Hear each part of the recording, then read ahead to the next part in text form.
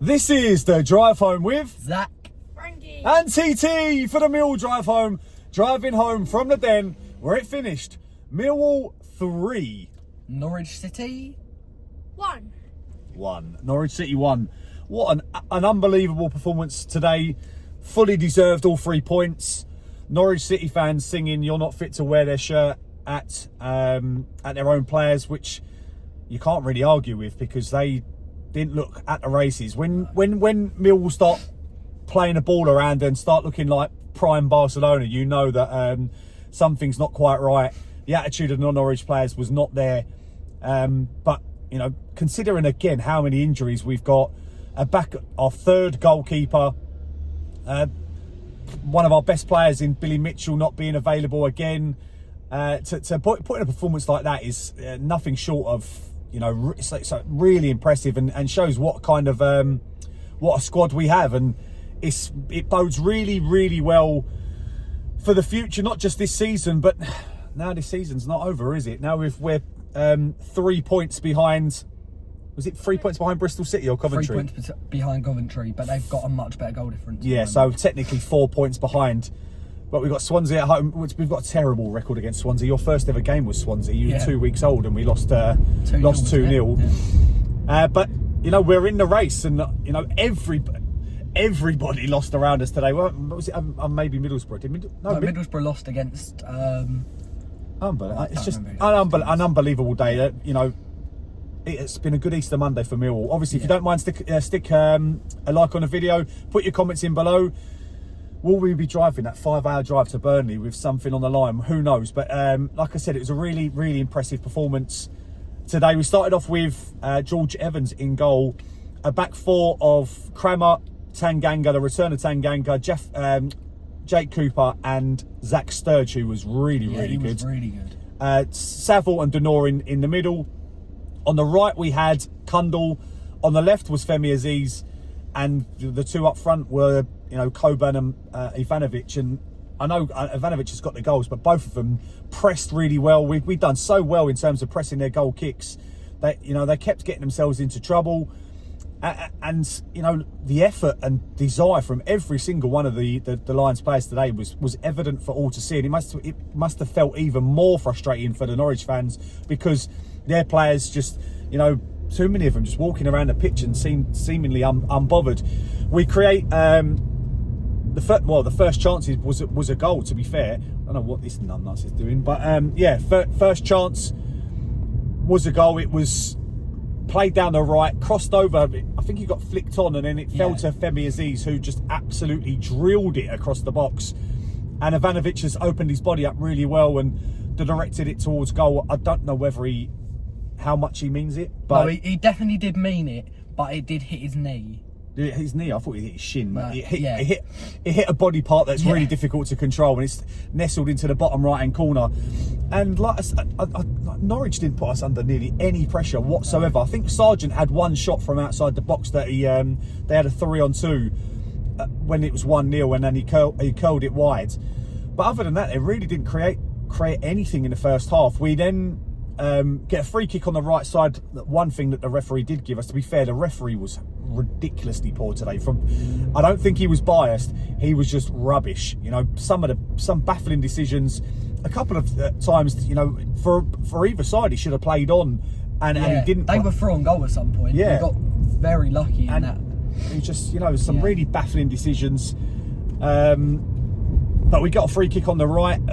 George Saville's delivery today from set pieces was absolutely. He had one bad corner, but the rest of them were so well delivered. It was a fantastic ball in, curling towards goal, and all it took was a Femi Aziz flick to direct it into, you know, the keeper. They had nobody on the line, and he just flicks it towards goal and puts us 2-0 up. And like I said, it felt like we were going to comfortably see out the rest of the half. For some reason, the referee, you know, obviously we know it's a minimum of 3 minutes, but that was one of the times where he should have played on. Norwich were in a dangerous situation. He brought it back for the foul. So that's 30 seconds over the time. The ball should have been easily dealt with. You know, the keeper's got to give Tanganga a call. He doesn't. And Tanganga flicks it off for a goal, for a corner. The corner's taken 40 seconds into the extra minute. I don't know why he's played extra minutes, because there was, like I said, there was no no injuries, no time wasted in the additional time. But the corner comes in, it goes to the far post. The Norwich player's completely unmarked. It's really poor defending, considering how, like I said, how little Norwich had done. And he headers it towards goal. Coburn tries to clear it off the line, but it just manages to put it in. I don't know whether it had crossed the line by that stage anyway, but you know that. Then you think, obviously, we go into the half time at 2-1. You expect some, Norwich to then lift their game and make it difficult for us, but it didn't transpire that way at all. And in fact, the whole of the second half, I felt that we dominated, and it was important that with the chances that we created, because we did create a chance. We scored another goal from another set piece that was ruled out for offside. I think the players might have been coming back from an offside position. Who got that goal? Coburn. Was it Coburn? Yeah, it was a really nice header. Crammer should have scored as well. We had an excellent set piece and done the flick that we scored him in the first half, and it just flicked wide.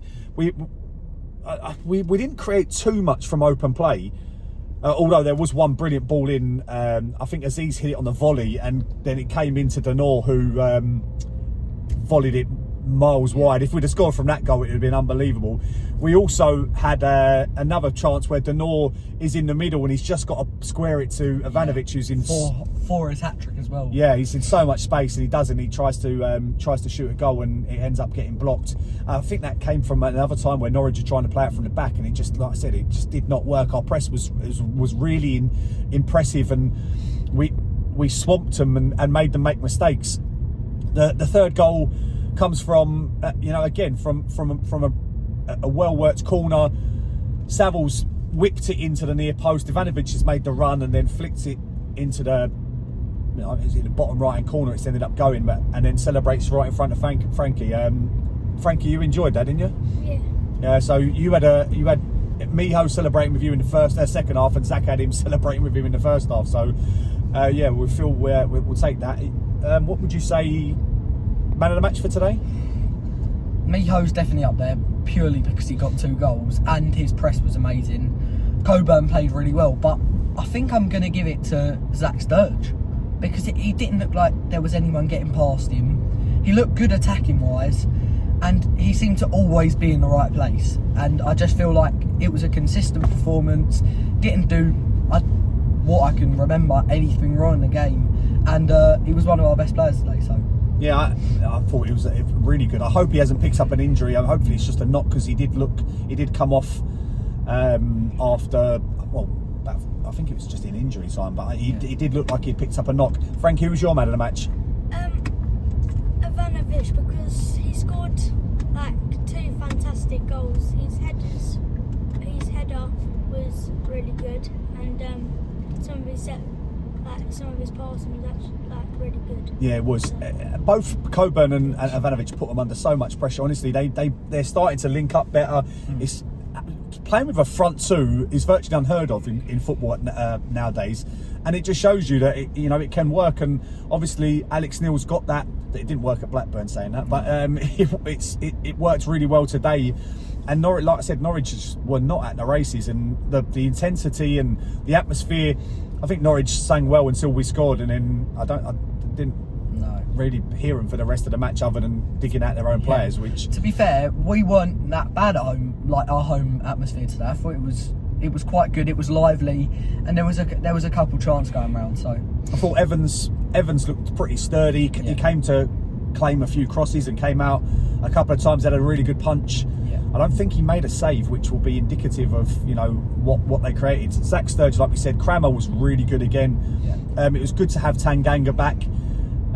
Again, he just gives you that composure, and sometimes he's happy to travel with the ball. So if he gets down the right, you can see how comfortable he's getting forward. Denor and Saville worked really well together today.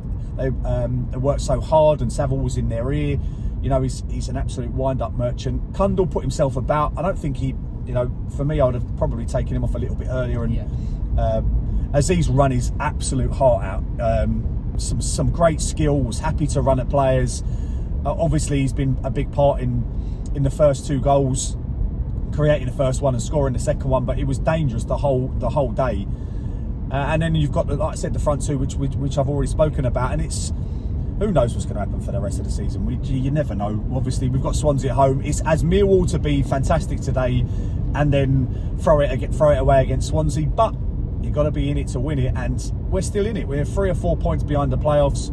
The goal difference is not great, but there's a chance, and whilst there's a chance, we'll flip and give it everything. I've got to say, I've got right to the end of the video. I have a little lad that sits next to me called Jack. His score prediction was 2-1 today, so he was really close, but he's very knowledgeable, travels a long way down to see us with his dad. We enjoyed that one today, and I said I was going to give him a mention, and I have. So if he's watched it all the way to the end, there you go, Jack, that's for you. There's only one way we can end the video. No one likes us. We We don't care. Yes!